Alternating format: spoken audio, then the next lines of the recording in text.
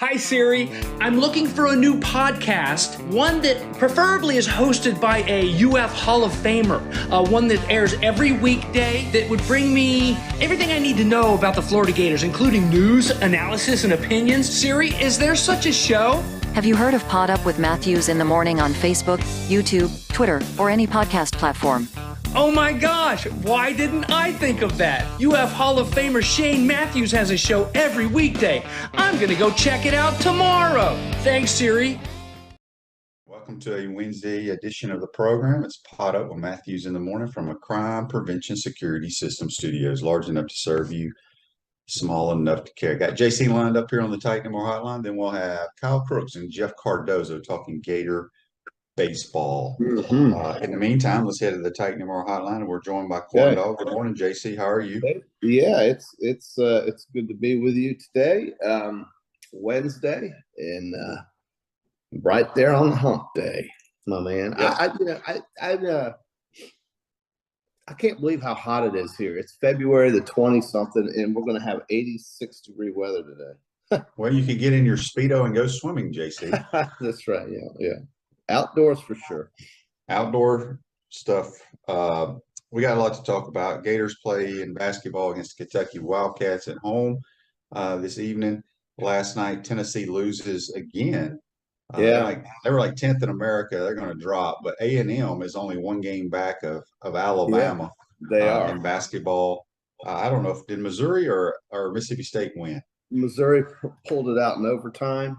And then Arkansas had no issue with Georgia. Georgia has lost the last two games they've played by a combined 86 points, I think. They lost by 32 last night to Arkansas and by over 50 to Alabama on the weekend. That's just called giving up. I don't know why, but that shouldn't happen. I'm sorry, not this league.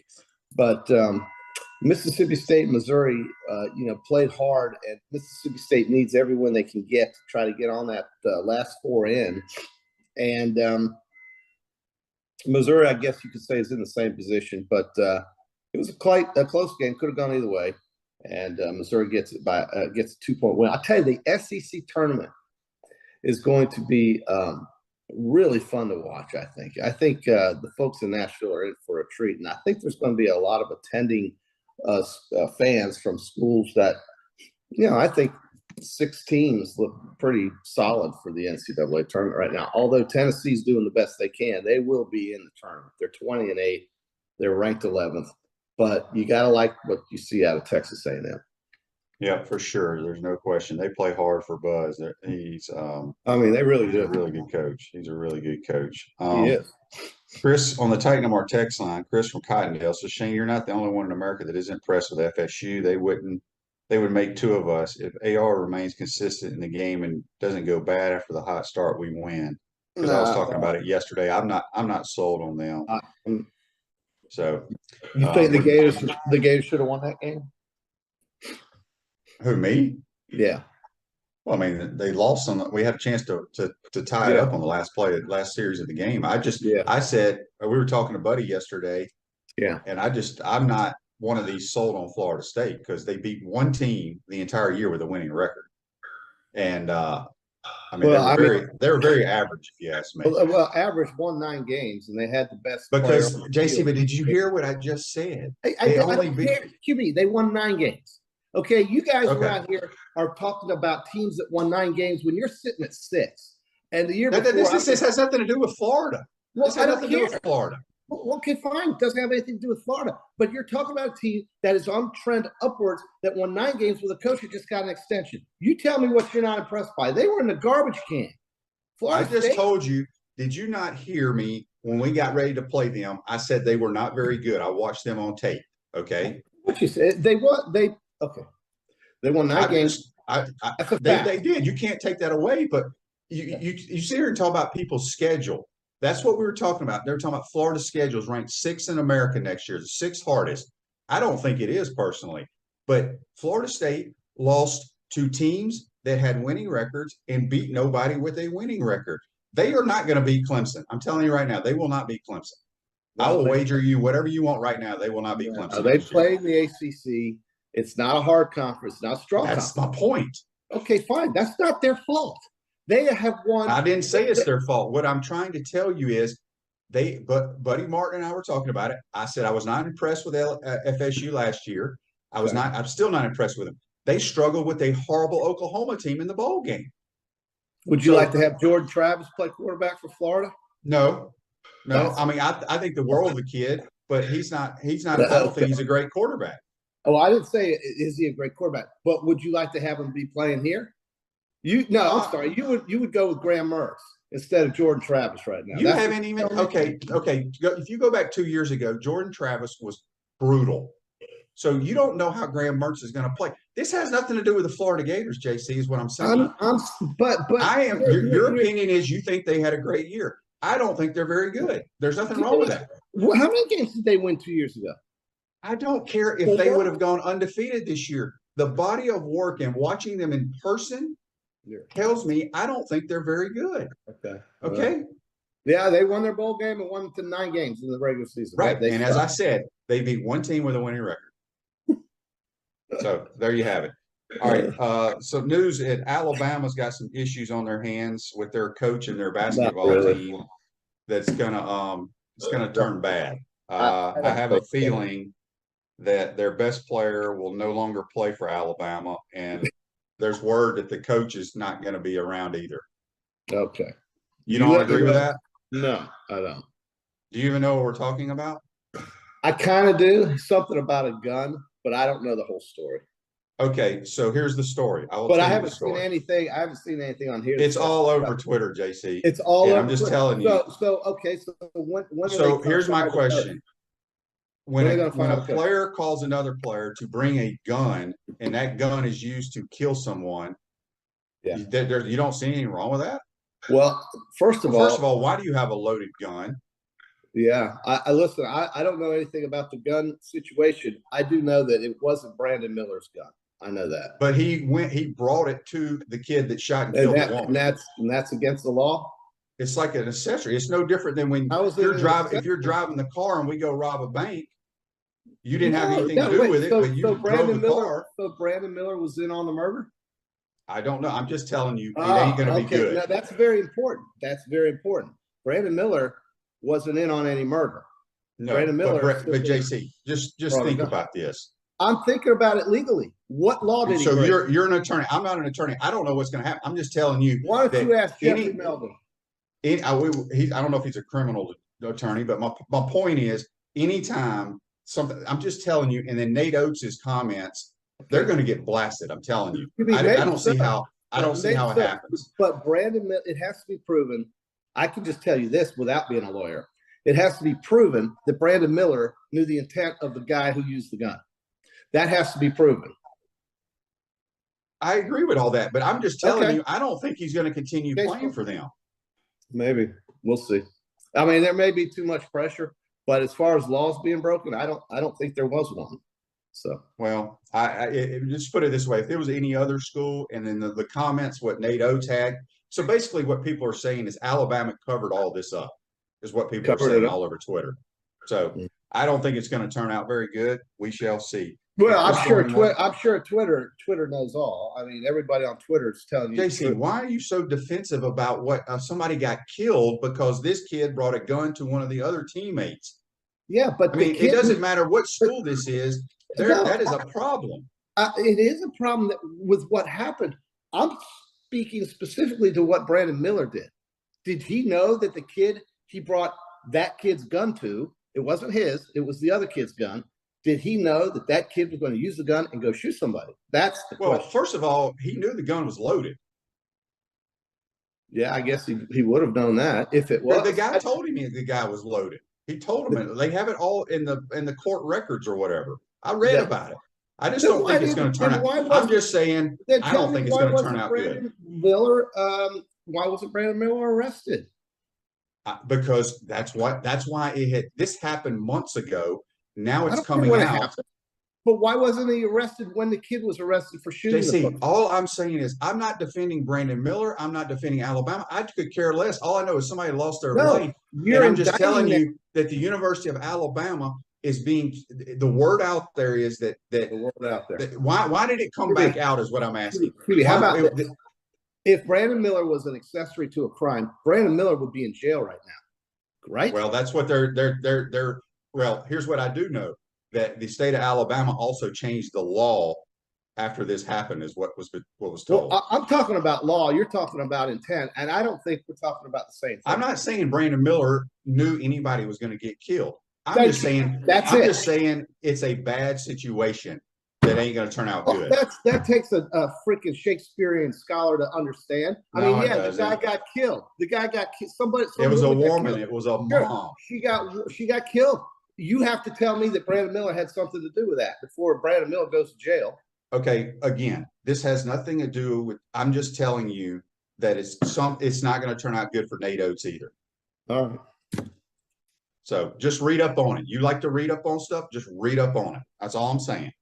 At Chris Doring Mortgage, they do mortgage lending right, helping home buyers throughout Gainesville and North Central Florida. Call Chris Doring Mortgage today at 352-244-0840.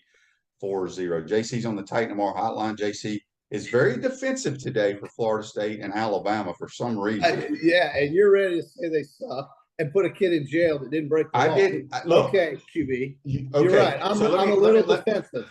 Let me ask you this real quick. Go ahead. Okay. Go ahead. Okay. When you think a team is good and you think a team is bad and someone questions it, do you care? Not really. Okay, I don't care what you think about Florida State. I'm just making a point that I don't think they're very good. I think they're a good football team, but they beat absolutely no one worth a damn. That is a fact. A fact that they did win 9 games, that is a fact. Their quarterback played well is a fact. Did they beat the fact is they beat nobody worth a damn. Okay, so LSU sucked. I get it. I agreed with you. LSU did. Hang on a second. They beat LSU in the first game. You know good and well we can go back to it. You have to make up your mind. Say one thing and go with it, or say one thing and don't go with it. But no. They didn't beat anybody worth a damn. They didn't. And LSU was not worth a damn in that first game, and you know it. Right, but they won. QB. That's LSU fine. Won the that's the only team. That's the only team they beat with a winning record. Guess what? Well, I just brought that. I just told you. You've been saying 3 separate times they didn't beat anybody worth a damn, and I just gave you a team. Yeah, I mean, and I said they beat one team with a winning record, and that was LSU. That's what I said. They beat one team with a winning record. I'm about 99% sure of that. Mm-hmm. Yeah, well, I'm 100% sure that they won hardly any games for the first 2 years under Mike Norvell. And I'm 100% sure they won 9 plus their bowl game and beat their rivals in the state of Florida. Yeah, that's great for them.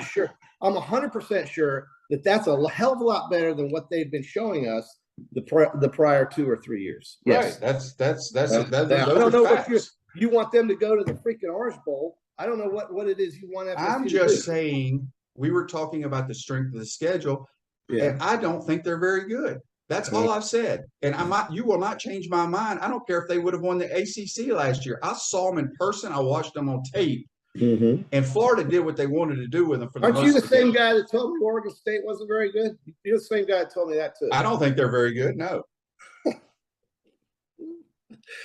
Okay. Just because of I'm not even going to argue with that. I mean, unless the team's 12-0, they're just not very good, right? QB, is that your that is not true. Okay, let's talk about something. So Patrick Toney, the Gator defensive coordinator, looks like he will be going to the NFL. So the Gators will be looking for another DC, which is, it is what it is. That happens. I can't read my writing here. This is where I wish we had Facebook Live right now.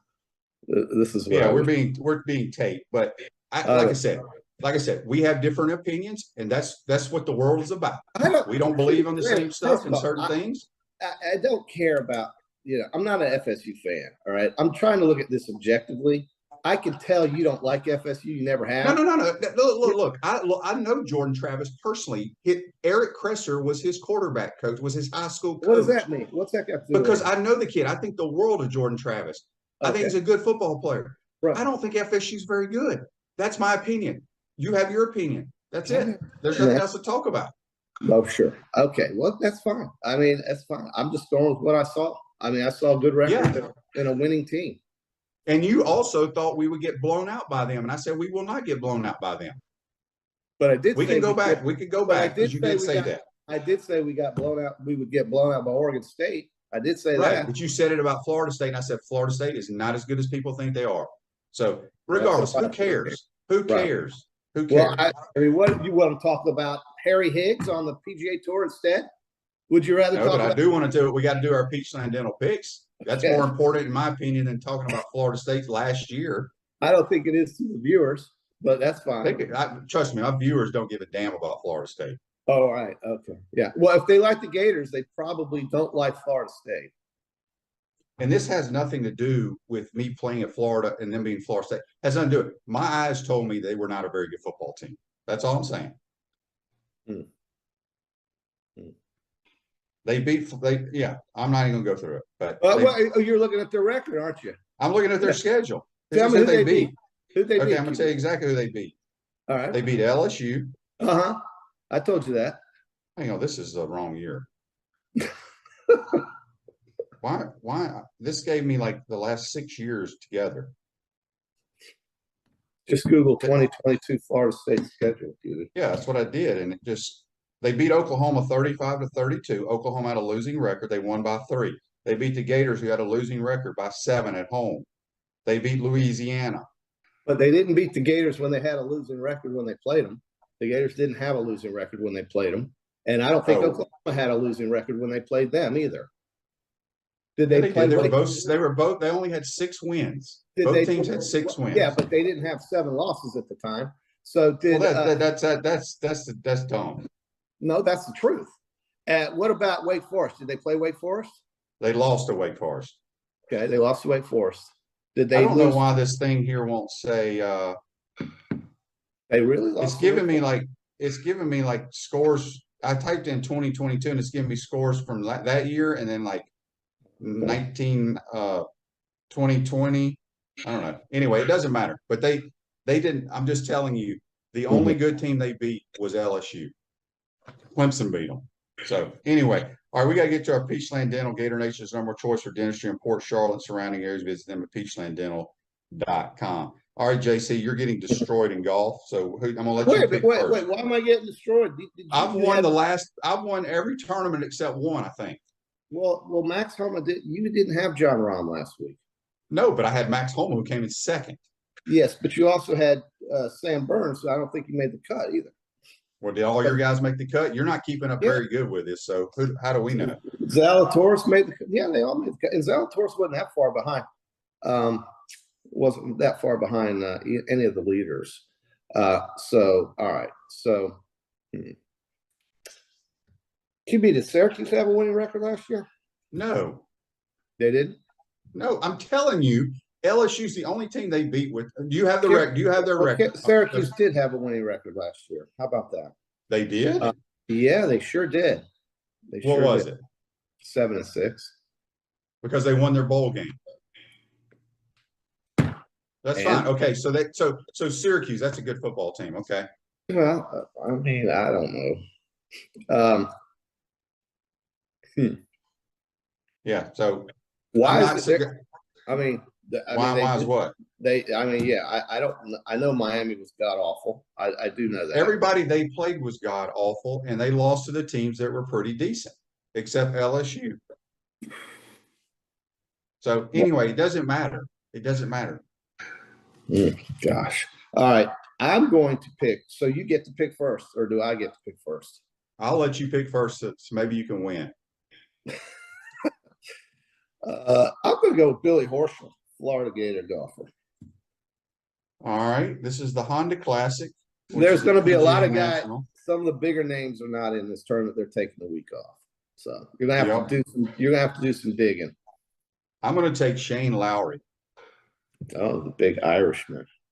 Shane Lowry.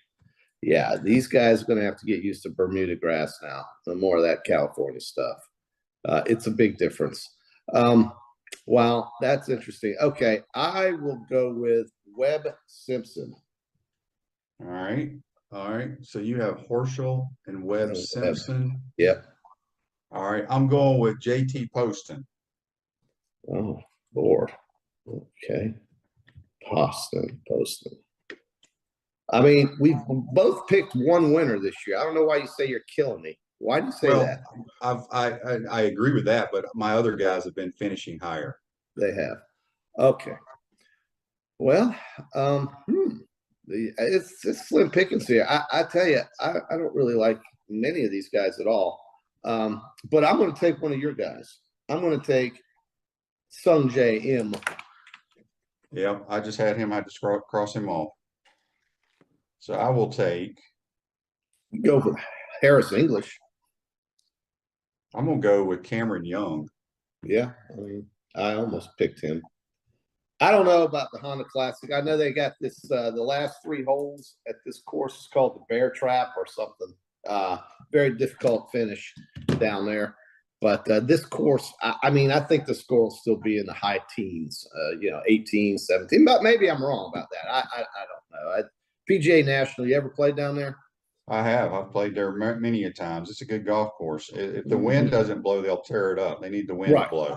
Yeah, they do need the wind to blow, and they need the and like I said, a lot of the big names are taking the week off. They're getting ready for TPC. TPC's coming in two weeks or 3 weeks, something like that. Yeah. So what are the Gator fans back home think about Patrick Toney leaving, JC? I think Gator fans are at the point right now where they just want to find somebody who's got some consistency, some stability, and would show a bunch of guys how to tackle people. Well, that has something to do with he's a very good coach. People don't believe it or not. He's highly regarded. That's why he's going to the NFL, and I don't blame him one bit. You think it's a good look to bring in a guy and then 1 year later he splits on you? It ain't like he left to go to App State. He's going to the National Football League. That's the ultimate goal of coaching because and another thing too is he may be tired of recruiting, and I don't blame him one bit. The way the world of college football is now, it's going to be hard to keep coaches from going to the next level. You better find a coach that wants to do college football, or else this is going to happen all the time. I mean, it's going to happen. It happens everywhere. It happens at every school. Yeah, and it's going to continue. It's going to continue. Well, I don't think.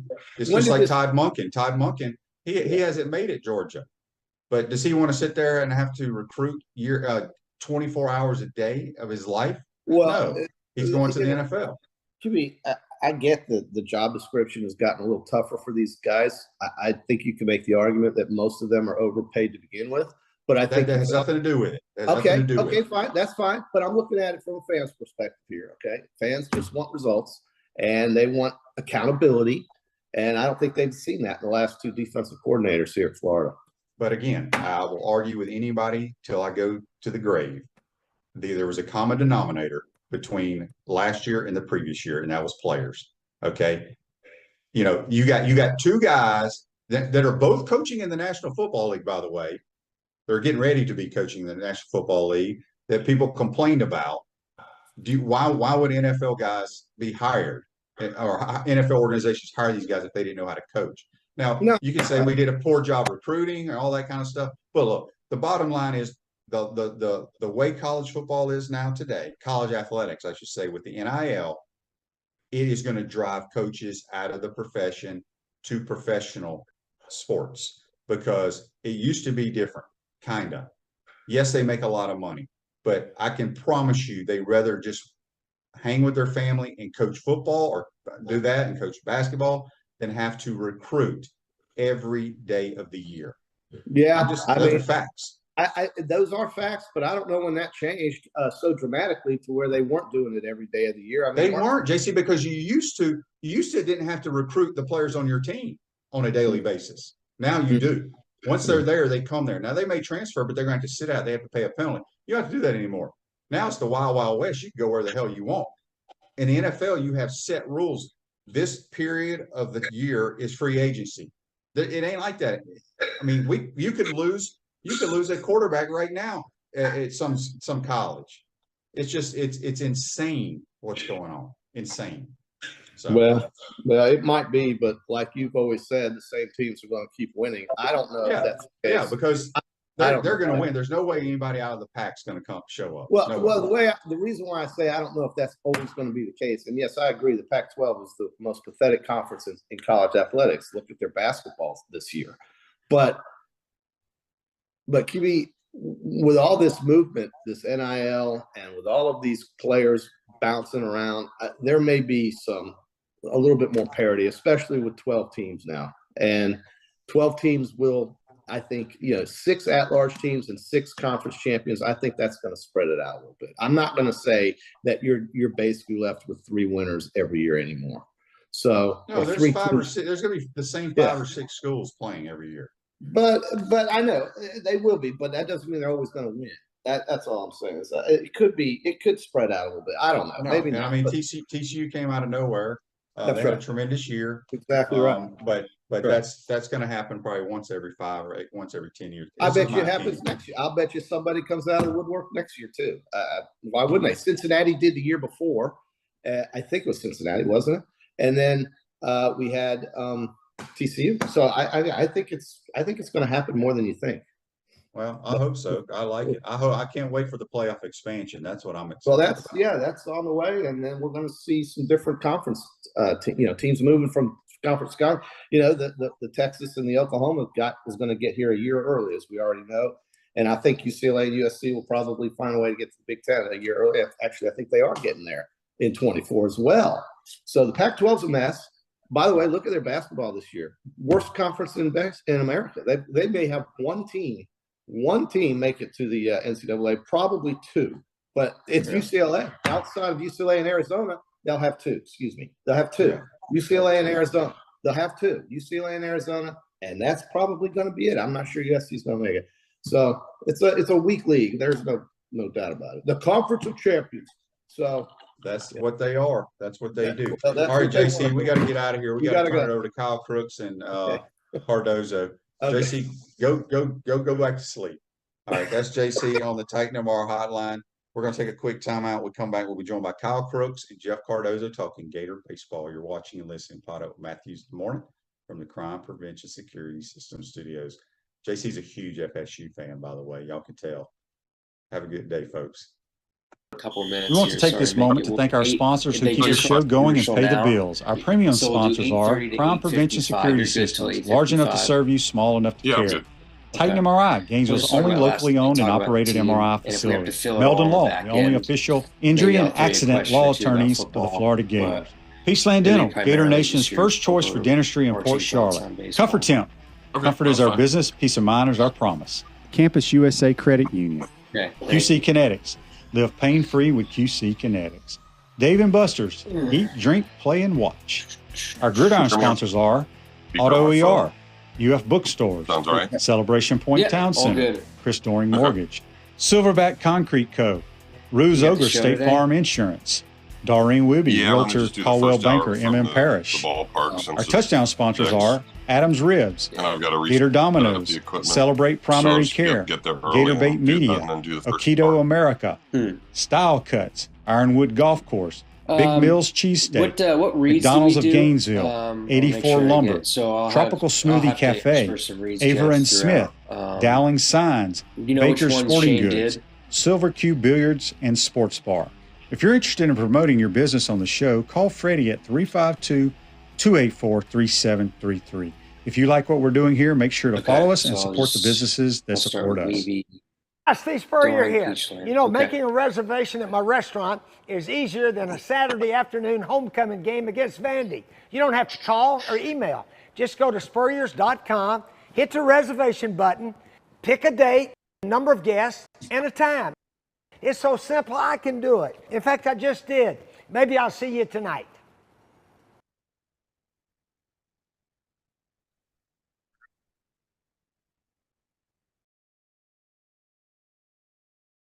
Second half of the show, Kyle Crooks in for Shane Matthews here on Podup Matthews in the morning. Very special guest here in the second half. You know his voice, you know his face. You've seen him on commercials, you see him on radio, you see him on baseball on the SEC Network. That's Jeff Cardozo, voice of Florida Gators baseball. Also the co-host of The Tailgate on ESPN 98.1 FM, 850 AM WRUF. He's got back from Tampa late last night, but he got up early for you to get on the show. Jeff, how are you, my man? Oh, good, man. If I knew it was all that stuff, I would probably dye this beard a little bit. It's getting a little gray and white. So, but all good trip last night, and always nice to come back with a W first time you get on the road.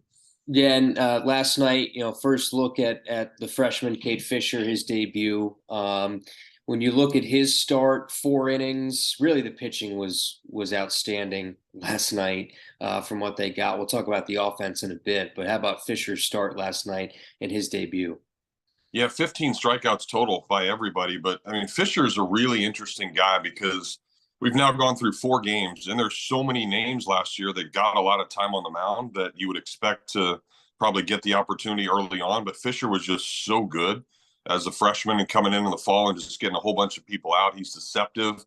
He's like 90, 91 from the left side, a little funk to his motion, and it sneaks up on you. And I think the biggest thing about him was he just had great poise, and he wasn't scared. There's an error to start off the game, and all of a sudden he ends up giving up a run, an unearned run. And then after that, gosh, he struck out like 5 of the next 7 guys and just was running through that lineup with ease. So he's another one of those guys that's pretty special. And, Kyle, from you doing softball, you see like these gaudy numbers and different things when players come to Florida. But the fascinating thing about him is in the history of the state of Georgia, and there's got to be good baseball in the state of Georgia, he's got the best career earned run average out of anybody ever. So yeah. It's special. He's 0.71 through 4 years of high school. So basically he never gave up more than a run a game. So that means he won a lot. So hopefully Kevin O'Sullivan gets him to see a win a lot for the Gators as well. Yeah, restock and reload. That's what Sully has done. And you get the sense, Jeff, this team has something to prove. With those early exits in the postseason the last couple of years, trying to get back to the World Series, you sense maybe this team, and there's some new pieces that hadn't been a part of maybe that postseason early exit and disappointment. But do you sense that this group has something to prove this year? I think so. I think even from just Sully, and he may not tell you that, but I think there's something that Sully felt through the middle part of last year when they were really struggling. They get to the point where they're 6-12 in SEC play, and it's just like, man, I've got to do something different. I've got to switch it up. I've got to be the guy that I was when we were going to all these different World Series. And you saw like a different kind of revitalized energy within him and the rest of the coaching staff. And I mean, you could certainly see that in the fall. Gosh, to lose like that and have the lead, and Oklahoma ends up going to the College World Series when Florida probably would have been that team if they could have pulled out that game. So I think there's a lot of purpose, and I think he's finally got the roster back to where it was during those heydays. And I'll never forget this story. This was last year after we lost the regional. The cool part about getting to go to Omaha and getting to go all the time with Sully was back in the day that I got to take the kids. And my daughter basically was going to Omaha since she was like 5 years old. And, so we went like 6 years in a row, all these things. And then finally last year, it's the summer, and she comes up and said, "Dad, how come we don't go to Omaha anymore?" And she's, now 14, because she'd been going since she was like 10 years old. And I was like, well, it's really hard to get there. And she just thought it was like a summer vacation because we were going so much. And I think a lot of people within the program kind of feel that that's the way it was too. And you get spoiled a little bit. I mean, you see that with Oklahoma City and feel like that's what's always going to happen, but it's really, really hard. I mean, gosh, I got to go once my freshman year as a player and then never got to go again because you think it's going to be automatic. So it's really hard. And I think the roster got a little messed up during COVID. He wasn't able to go out and see a bunch of guys that he really wanted to see. I think he was just judging them on video. And Sully's more of a hands-on guy. I think there's certainly times that he'll get on you, he'll get up on your face and, be that coach that I think some people need. But, if you're doing that to guys that you don't even know their personality, then they might not handle it well. So he's been able to get back on the road these last couple of years, get guys that I think want to play for him, understand the importance of playing at Florida. So I think just from Sully, everything in that coaching staff and, obviously what happened at the end of last year, that's a long way to answer the question. But I think it's back to where, okay, it's now balls to the wall. We're going to do this every single year, and we're going to have the roster to be able to do that. Yeah, it's, a great point you make about feeling like you should be in the World Series every year, right? So a couple of years ago, softball loses to Georgia in the Super Regionals, and it wasn't necessarily close. Georgia kind of dominated that series. All of a sudden, we lose in game 2, and we're just kind of looking around and being like, well, there's there's a game 3, isn't there? Like no, you're out. You're done. The World Series isn't happening, but it's just like you get used to not just one making the World Series, but for softball hosting a super regional every year. And last year that was not the case for the first time in a long time. But it just shows how dominant the stickball sports have been around here. So Jeff, let me ask you too, what year is this for you broadcasting Gator baseball? Because people obviously know your voice, know your face for a long time doing the games with Steve, formerly Mick Hubert, now Nick Belmonte. What year is this for you calling Gator baseball? Yeah, I guess this would be maybe 18, something like that. I think I started on the broadcast 2003, 4, somewhere in there. Mm-hmm. So it's been a long time. Yeah, that's 18 years. So when you look at this team now and how I guess I can ask you this question and how maybe it stacks up to years past or whatever. But you look at the weekend rotation that Sully has this year, getting Sproat back obviously is a huge jolt. Waldrip comes over in the transfer portal, and you have Caglione who comes back from the injury, and now he's the tail end of that weekend rotation. It doesn't look like there's many weaknesses. There usually isn't in the weekend rotation for Sully, but this year especially. Yeah, and I think the last couple of years you didn't really have that, and you've got 3 legitimate guys that could be first rounders. So this rotation is really similar to when the Gators won it in 17. I mean, you had 3 big leaguers in that staff. You had Faedo, you had Singer, and you had Coar. So now you're talking about Sproat, Waldrip, and Caglione. And, even if Cags doesn't end up being the guy, but he certainly looked the part the other day. They've got Pierce Capola, who has really been lights out except for a back injury over the last couple of years now. So if they can get him healthy, that'll just add even more depth to it. But I mean, you're talking about a 6'9" lefty that's lights out. So it's pretty special. And I think when you look across the league, there's a lot of really good offenses, really good teams. But all the teams that I've broadcast and been a part of, there hasn't really been dominant pitching staff. There's always been 1 or 2 guys that'll get you a win, but then you can't sustain it. You get to a certain point, then, okay, well, this guy now can't beat the rest of the guys. So you had that in 17. And then I think you have that this year. I mean, there's really no way they should give up more than 4 or 5 runs a game, because not only the starters, you talk about all the depth and all these guys that pitched last year and got some significant innings that are now throwing harder and even better. So if all of a sudden somebody's struggling, well then, okay, you bring in somebody else in the 5th inning and you can get 3 or 4 innings. I mean, last night was, I think, pretty evident. Even though there was no struggles, you brought in the guy that was a closer at the end of last year. Now he's pitching middle relief and he throws 3 scoreless innings and looks lights out. So there's a lot of different roles, a lot of different options, and the dominance there has a chance to be really, really special.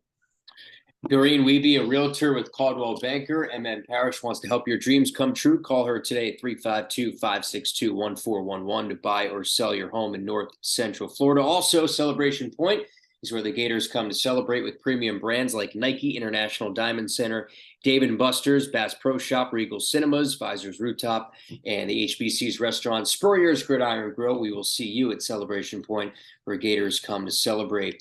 Wyatt Langford, he's of course a big part of the conversation heading into this year. And what did he have, Jeff, last year? 26 home runs a season ago. A former bullpen catcher. I know Scott Carter has written the article about it. Had 4 ABs his freshman year. All of a sudden jolts out to this superstar, probably going to be a top draft pick, top 3, top 5 draft pick in the MLB draft coming up. What kind of encore does Wyatt have? He makes the throw last night, kind of adding to the legend that is Wyatt Langford, throwing out a runner at second base. Well, how do you foresee the encore performance here for Wyatt? Yeah, it's going to be hard to live up to that. Certainly, you go 26 home runs, and that's tied for the school record and all this stuff. But the kid is just so down to earth, and he just always plays hard. And the throw you mentioned, the power that we've seen and so many people, scouts across the country, there's a lot of things to his game. But to me, the best part about his game, like even last night, there was a ground ball hit to short pretty hard. It was routine double play. And you're thinking, gosh, there's a double play. That's going to end the inning. Well, he ends up beating it out at first. And it doesn't happen a lot. There was probably at least 10 times last year where he'd hit a ball in the infield and all of a sudden he's got an infield base hit. So that adds to the batting average. But I think it just shows you the all-around hustle. And I mean, there's so many times that I'll sit there and watch games. I mean, heck, if you go to a major league game and you actually pay attention, those guys never hustle down to first base. And, there's a lot of times that's why those guys are out. I mean, I don't know how good the big leaguers necessarily are. I mean, they can make plays when they have to, but it seems like they never have to really make that hugely difficult play because guys aren't running hard. But you do with Wyatt Langford. If you don't hurry, come up and get the ball and throw to first, he's going to be safe. So if I'm a scout, that's what I'm watching. But yeah, everything else is awesome. He's just such a down-to-earth kid. I mean, he's just this kind of country boy that worked really, really hard. And, he got some really good training growing up from the Maris family. And, he was a part of those organizations, travel ball wise. And, obviously you got a good background there and kind of a good foundation of what you need to do. But he's one of the best kids you'll ever be around. And I think that's what makes it fun. I mean, everything is still like, no, sir, yes, sir, and that kind of stuff, even though it makes me mad because then it's the gray and people call me sir. So I'm really old, Yeah. But it's fun. And, I don't think he was pressing the first weekend, but as good as the offense was, he only had 3 hits. He didn't really do anything, didn't drive in many runs, finally gets the home run last night. But, I mean, everything's so analytical now. You look at a couple of the pop-ups that he had. I mean, they were 8-second hang times. So he's just missing it off the bat. And then he finally got a hold of one last night. So maybe that'll get him going. And certainly you should have the opportunity for a really special year. Yeah, it's certainly a matter of time before he takes off. And what I saw last night, Jeff, from BT Rypel, what makes you tear your hair out about Major League Baseball is, with the shifts now, and they're going to be outlawed here at the Major League level this year. But the giant gap that you had on the left side of the infield, he just shoves down a bunt, gets on base. Man, if some of these guys did it in the big leagues, and I know, like, I'm the old man yelling at the cloud or whatever, but like you'd see averages go up 100 points if guys just laid down some bunts. And last night, Ryapel just doing the unselfish thing, right? And just laying down a bunt to the left side. I mean, that was a thing of beauty last night. And I think that's what you love about BT. I mean, he, to me, is by far the team leader and sets the example and does everything the right way. Talks a lot of smack, which I absolutely love on the field. And, and he does it the right way. It's not like trying to instigate something or get up in your face, but it's just like, hey, I've got a little arrogance to me. That's how I'm going to play. And I think that's the way he kind of projects that on to everybody else on that team. But yeah, if you're sitting there on the bench and you're watching that, I mean, this is a guy that had more homers than any catcher in the SEC last year. And if you're a freshman saying, man, if this guy can do it, then I should do it. I think that's certainly great. And I mean, you mentioned Sprode earlier, getting him to come back. I mean, think about that. So, the baseball draft is really hard because you're trying to get kids out of high school to come, and you don't know whether or not they're going to turn pro. If you get a really good kid, well, then he's going to sign for a couple million. You're never going to get him to come to school. So sometimes the kids you actually get back are your best recruits. So they get back Sprode, they get back Ryapel, who's, a left-handed hitting catcher. He easily could have gone in the draft in the big leagues, but he immediately said after that loss to Oklahoma, Sully, I want to come back. I want to be a part of this again. I loved it so much that I'm not even going to tell everybody that I want to be a part of the draft. So that was a big get. You look at Rivera, probably could have gone. Halter could have even gone, even though he's struggling to start off the year. I mean, there's 4 or 5 guys from your question right at the beginning that said, man, I don't even have an opportunity to get to Omaha. I haven't been there yet. Like, I want to be there. This is why I came to Florida. So I think you'll see that throughout the year with these guys. Yeah. At Comfort Temp, comfort is our business. Peace of mind is our promise. Beat the summer heat and schedule your air conditioners. Tune up today, keeping you chill in the Florida heat far away. Comfort Temp Heating and Air. Call us today, 352-376-2366. Obviously, one of the big storylines here coming into the year, Jeff, no more Judd Fabian. And now you enter in Robertson into center field, makes a great catch last night on the run at the warning track, a leadoff guy. How does he factor in some of the freshmen, some of the young pieces for the Gators now? He seems like he's at the head of the list. I think you're muted there, Jeff. Might just have to unmute yourself. You're good. Oh, you're back. Sorry about that, guys. There you go. Certainly him at the top of the order. Cade Curlin, who hit a homer last night, coming back to team.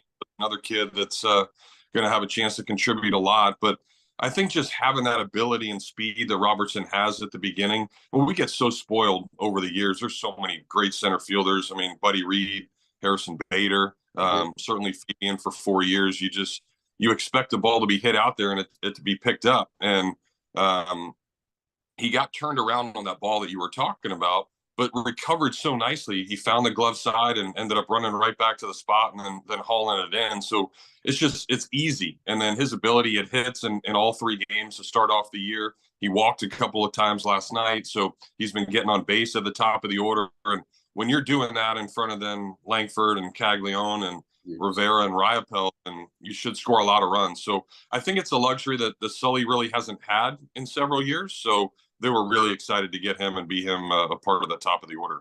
Yeah, and JUCO kids, something that don't necessarily they're not a big part of this program, right? And you get a kid down the road and Tyler Shelnut homered last night, right? He was a part of the back-to-back, I want to say, in that 9th inning, and the 3 home run barrage in the 9th.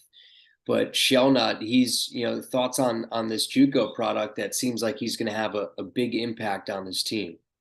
Yeah, no, we mentioned the impact of, Cade Fisher on the mound and having the best career earned run average in the state of Georgia history. Well, there's been a lot of really good players that have gone to Santa Fe College, and Shelnut hit 19 homers last night. That's more than anybody's ever done. So, I mean, you think about that and some of the things that he was able to do.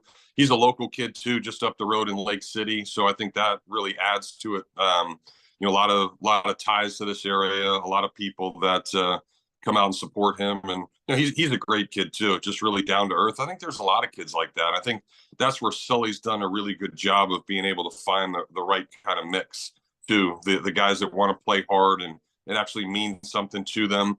I think that you got a little lost because sometimes if you go after the best of the best all the time, they're so used to having success. They didn't have to work hard. Like, go get some of those dudes that are these backwood guys that grind and they play hard and, they want to do something and play with a purpose. And, I think Tyler's certainly one of those guys. Has been, you didn't know if he'd be able to translate it and be able to hit, but he came over in the fall, he hit, and gosh, already he's got 2 homers in 4 games, and nobody else on the team has done that yet. Yeah, he's had an outstanding start. And you briefly touched on the bullpen, and Brandon Neely enters into the closer role. Get a chance to see him last night. Slater was awesome last night. Neely, going from a starter last year, I think he made 10 or so starts last year, enters in as the closer, just throwing absolute gas. I mean, he was filthy last night. It seems like the back end of that bullpen, you could probably fill in the gaps a little bit more about what you think leading up to the back end of that bullpen. But the 8th, 9th inning guys, whether it's Slater, Neely, that seems like it's pretty set here. We're only 4 games into the season, but it seems like that's going to be the recipe for success. Yeah, because that was inevitably the problem last year. They blew a lot of games late in the year. Blake Purnell was good, but there was also some times where he didn't miss bats when SEC play rolled around. But he's actually even throwing harder, so he's another name that I think can be a setup guy. But yeah, I think having Neely, and we go back to that rotation in 2017 with the 3 big leaguers. That's, I think, what you see now with this rotation. But remember, the guy on the back end was Michael Byrne, and Byrne, absolutely incredible. Didn't throw all that hard, but he could come in the 7th inning and get you a couple big outs and pitch the rest of the game, and then come back on Sunday and throw a couple of times over the weekend. So I think that's what you have in Neely. And Neely's actually throwing hard. Like last night, he was 93 to 95 in that 1st inning. And last year, you never really saw him over about 91, maybe touching 92. So he's certainly throwing harder. And he's one of those guys, too, that's going to throw strikes and have that confidence to get people out. We talked about the arrogance a little bit with Riopel. I like Neely because he does. He's not afraid to talk a little smack and get after a little bit. And certainly, I mean, you got to have a closer with an attitude. I mean, you're coming in the worst part of games. There's always going to be guys on base. You got the crowd against you. And if you can pitch with a little passion, then you got a chance to be successful. And he can certainly be that guy. So I like it. I mean, it sets up a lot like it was when the Gators won it 5 years ago. So we'll see if it continues throughout the year. Yeah, he was talking a lot of trash last night, and you like it. You're right. That's exactly what you want out of your closer. Just kind of, give a few words back after throwing some gas. If you got joint pain in your knees, shoulders, hips, or back, that won't go away. You need to check out QC Kinetics for long-lasting relief. not surgery, drugs, or downtime. Schedule a free consultation at QC Kinetics with locations in Ocala and now open in Gainesville. Call 352-400-4550. I know Sully doesn't like the run rule. We've had it in softball for a long time, but now it gets inserted in college baseball. I personally think it's long overdue, especially for midweek games. I don't think you're going to see it a whole heck of a lot on the weekends. But for you as a broadcaster, I'm sure you love the run rule, right, Jeff? Yeah, can you admit it? It's the greatest thing ever. Like, I mean, how do you get a couple innings early? Yeah, I mean, because there's been a lot of games over the years where, it's 22-2, and you got to get through the last couple of innings. You're just throwing guys out there, and it just doesn't really mean anything. And you got the other team that doesn't want to be there either. So no, I like it, and I think it's supposed to be just done in conference play, but these coaches have agreed early on to put it in the other games as well. So it's obviously been a factor. I don't think SEC wise it's going to be a factor too much because everybody's so good in this league. And I looked at all the games last year. It would have happened just once last year when we went to Missouri. So to just 1 out of 30 games. Excuse me. But yeah, no, it's definitely good. And I think all the rules, the pitch clock's been a little interesting. You got to get used to it now because if you step off, you have to throw to a base. You can't just step off to waste time anymore. So there's that kind of factor. But all these games have been really, really quick. And it's never going to be a factor for the Gator pitchers because Sully's always taught just get the ball and go. And you could see that last night if you were watching. That's what Cade did. But there's other teams and certainly teams across the country where that's what it's about. They're used to, stepping off, picking up the rosin bag, walking around, scratching themselves, doing all these things. It's like, dude, just get the ball and throw it. Let's go. Yeah. And last night was another very quick game. So I think it's nice. It's going to take some getting used to, but certainly that's been a big complaint from a lot of the fans that it can get really, really long and out of control sometimes on those big ones. So I think they made the rule changes for the right reason. Yeah, good point. I mean, Sully's guys are never ones that are going to let that pitch clock go down. They get the ball and they throw it. In the big leagues now, Jeff, I know you do your talk show every weekday on WRUF in the afternoons, but the big leagues now, you outlaw the shifts, the pitch clock. I think it's 15 seconds and 20 seconds when somebody's on base. I'm trying to think. It's obviously the Manfred man, which they put at second base to start extra innings. Do you like where baseball's headed? Or are you more of a traditionalist in that sense? Or do you like the fact that they're trying to pick up the pace in general, even at the next level? Yeah, no, I do. I think I like the ability to pick up the pace because, I mean, even I went to 4 or 5 big league games last year. And I mean, you get to the point where there is a lot of downtime where there's different things going on. So, I can see it sometimes in the stands.